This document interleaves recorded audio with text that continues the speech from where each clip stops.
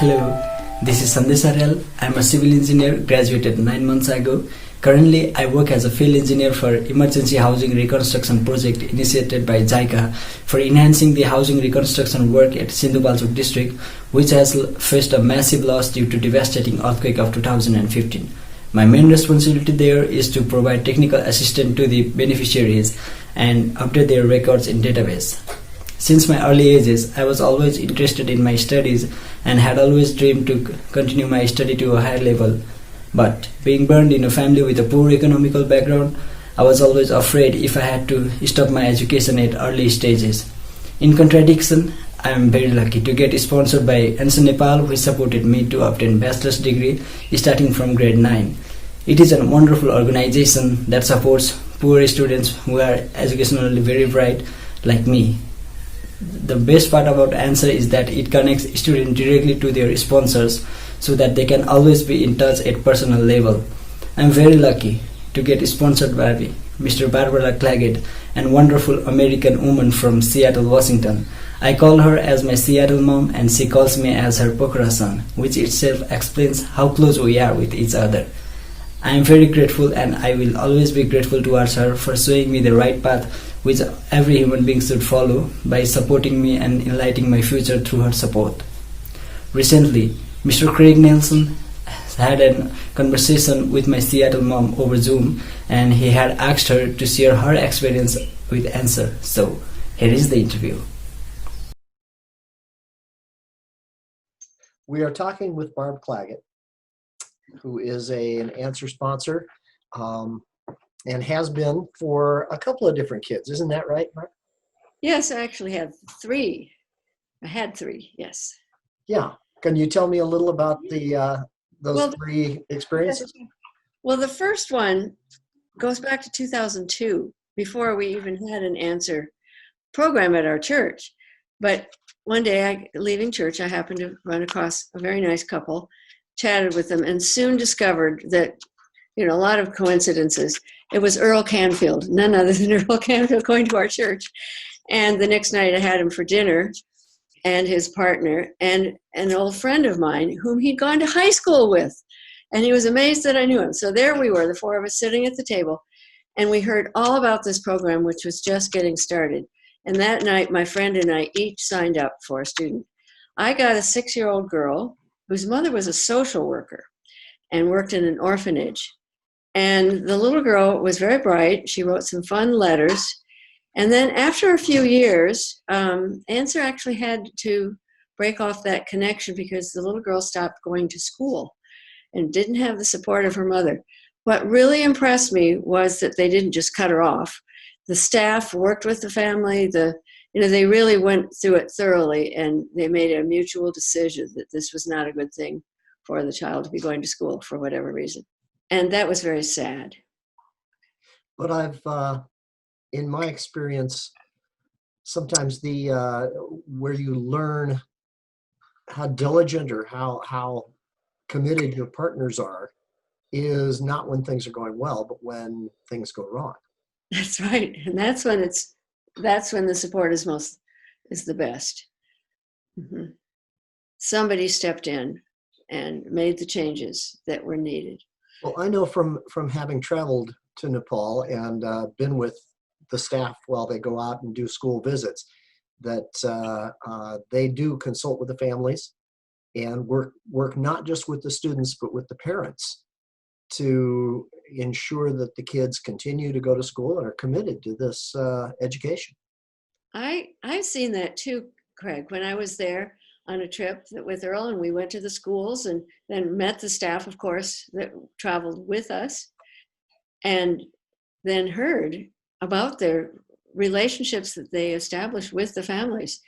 And if the family cannot promise, do their very best to get the student to go to school and to support them, to make sure the child gets to school, then they consider stopping the support.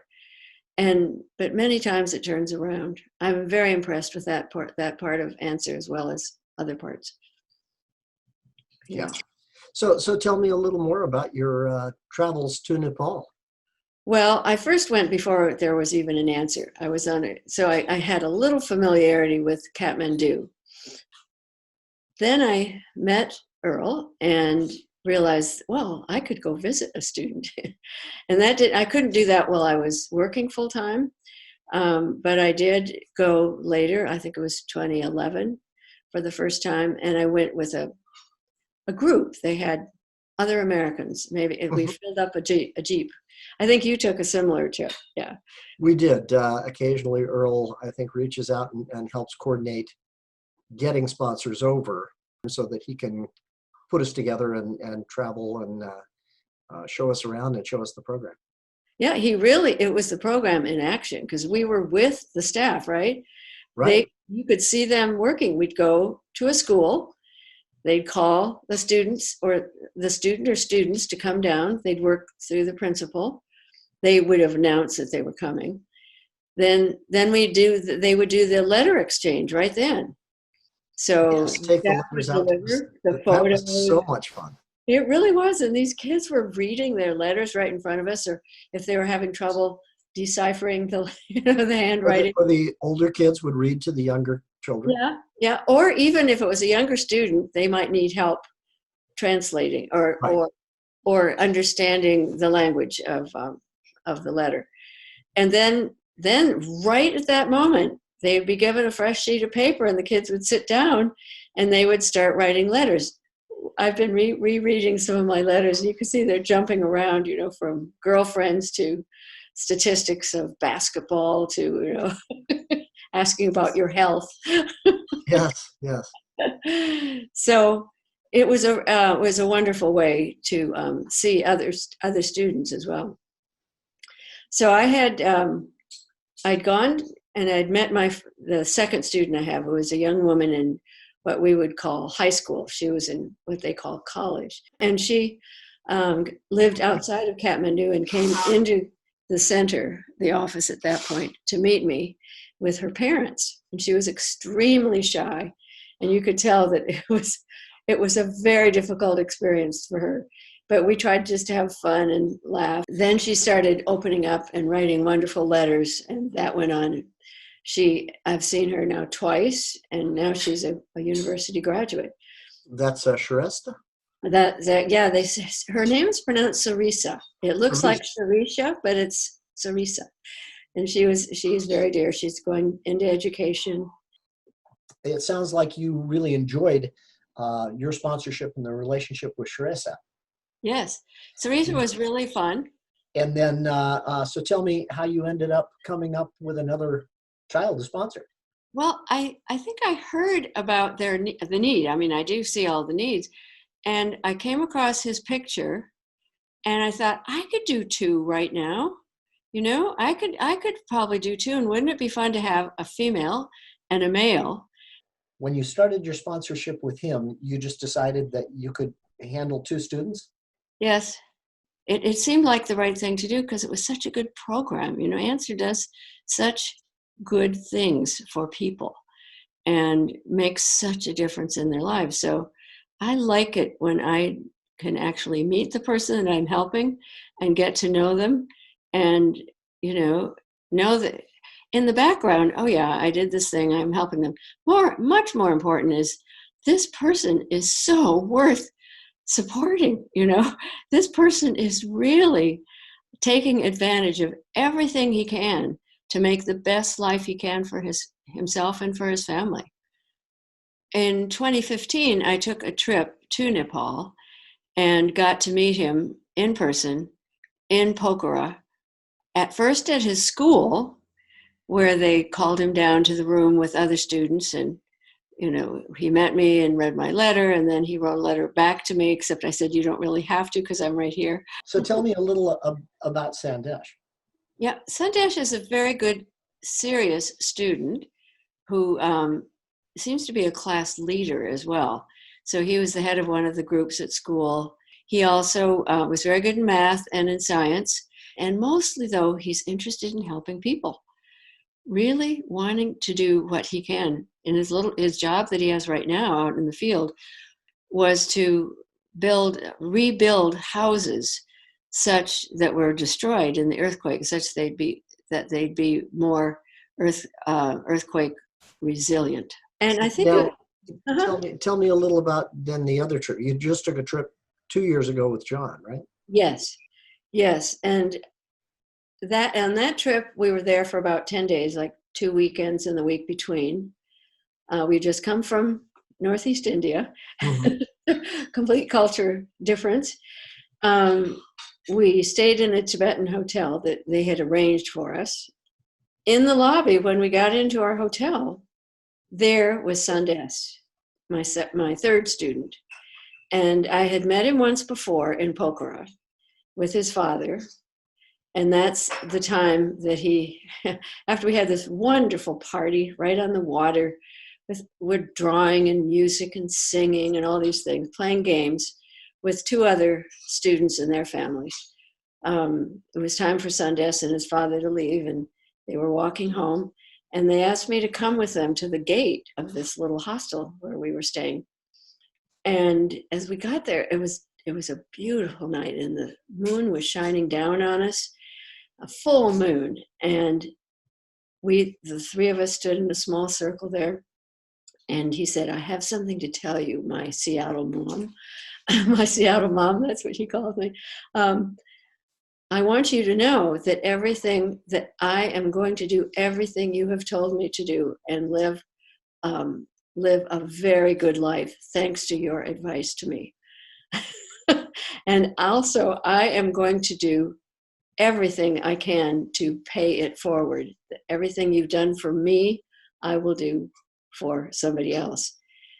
And that is actually a mantra at ANSWER. That's what all the students are taught to not only say, but obviously carry out. And I could really hear it in his voice. All three of us were crying as the moon shone down on us. It was a really moving moment.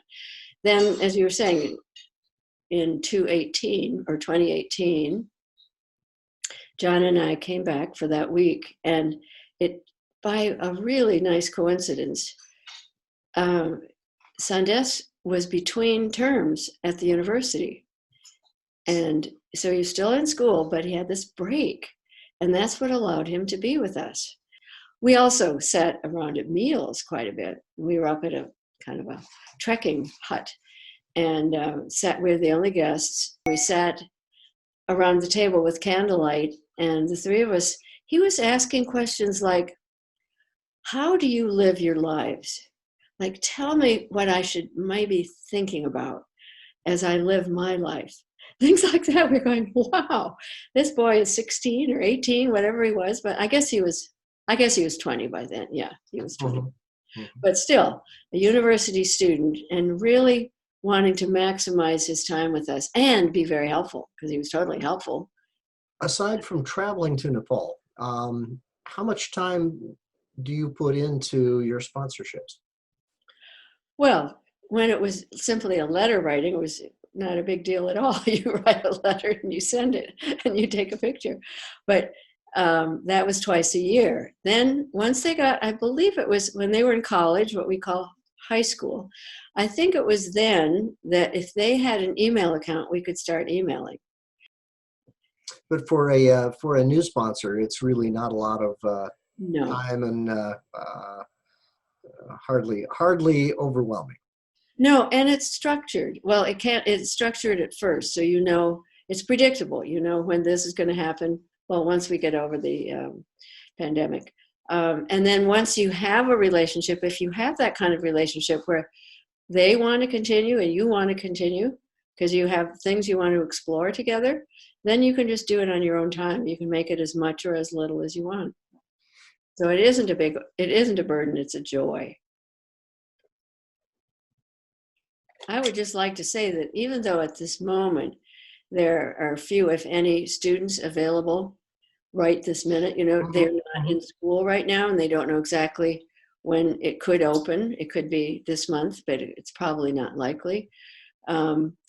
But it is still worth to keep these fires burning, and for them to know that there are people, for students to know that it's going to come back, this program, and that it will support them, and that it's such a boon to them. I've just seen in my students the results of a few $100s, you know, spread over time. So I'm not a rich person, but you know, it took something to send the money. I don't mean that it was cheap, but it is not that much money when you consider what it does for students.